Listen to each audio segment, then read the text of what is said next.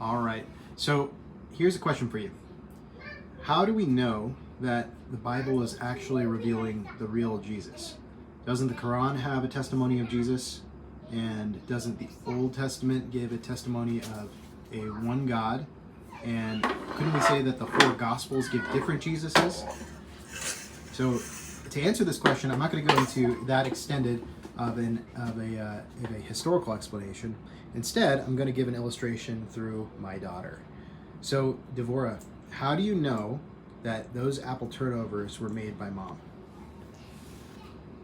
Cause I saw her making those designs. Okay, so let's say that one of our friends was like, Devorah, I don't believe you. I don't think your mom made that. I think your mom got them from the store. What would you say? Nope, I saw her. Well, but what if, Devorah, your mom and my mom helped to make it, says someone else? How do you know that they didn't help to make it and your mom just hid it together and took my mom's stuff? No, she didn't do that. She looked at that recipe over there. Okay, so we have some evidence, right, that you can appeal to. We can appeal to the testimony from my son. No, I'm just kidding. This is mine. Oh, hold on. Okay, so here, before this gets crazy, we can appeal to the evidence of that empty tray. We can appeal to the evidence of this full tray. We can appeal to our circumstance around us. And we can appeal to, well, my wife has done past things like this, and so she is of the same character that would make something like this.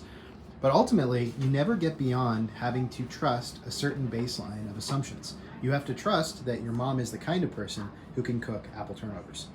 And in a big way, Jesus being revealed as the same Jesus from the Old and the New Testaments and across the Gospels and across the Pauline corpus is all going to be related to they're called flaky apple pies. Devorah would like to make sure that you understand it's flaky apple pies. Everything you get of this idea of the flaky apple pies coming from my wife is going to ultimately be based on whether you trust me giving you a personal testimony or whether you don't. I can give you all the reasons in the world, but at the end of the day, there is a person in front of you right now with lovely hair telling you to trust that his wife made these things.